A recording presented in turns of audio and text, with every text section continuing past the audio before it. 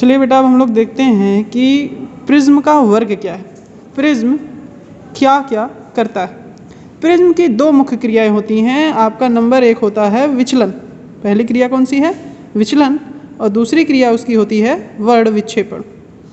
विचलन का अर्थ होता है कि प्रकाश जब प्रिज्म के अंदर प्रवेश करता है तो अपने मार्ग से विचलित हो जाता है। और वर्ण विक्षेपण का अर्थ होता है कि श्वेत प्रकाश, देखिए यहाँ पे मैं विचलन समझा देता हूँ। विचलन क्या है कि प्रकाश की किरण यहाँ पे गई, यहाँ से जब जैसे ही ये प्रिज्म में प्रवेश करेगी, प्रिज्म का मुख्य गुण होता है कि उसको अपने आधार की तरफ मोड़ देना। ये किधर जा रही थी? सीधी।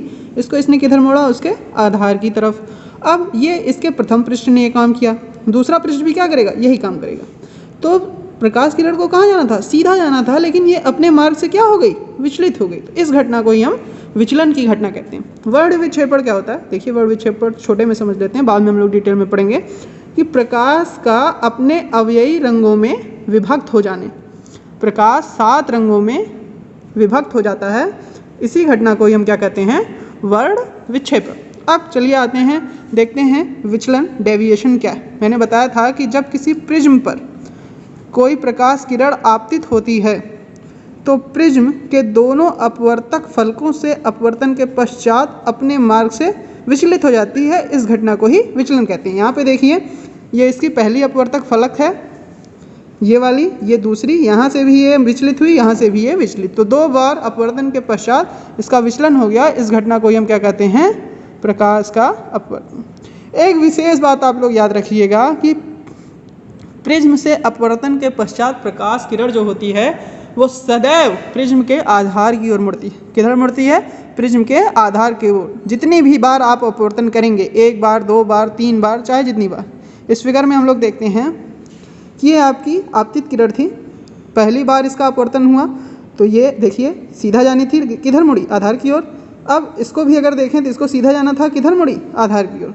तो यही हम कहते हैं कि जब भी प्रिज्म पर कोई भी प्रकाश की किरण गिरेगी वो सदैव प्रिज्म के आधार की ओर मुड़ती। अब चलिए आते हैं विचलन कोण पे। पहले इसकी परिभाषा को अच्छे से समझ लेते हैं।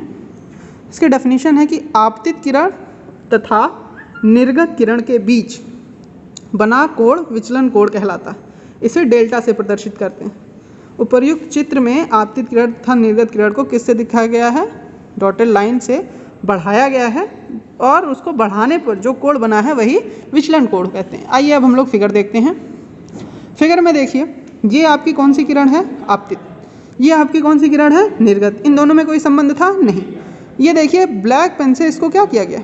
आगे बढ़ाया गया है। इसी तरह निर्गत किरण को किधर बढ़ाया गया है? पीछे। तो देखा गया कि ये दोनों किरणें एक बिंदु पर एक दूसरे को काट रही हैं, यहाँ पर। और देखा गया, हमें पता है कि जब 2 किरणें काटती हैं तो वहाँ पर क्या बनता है? कोण।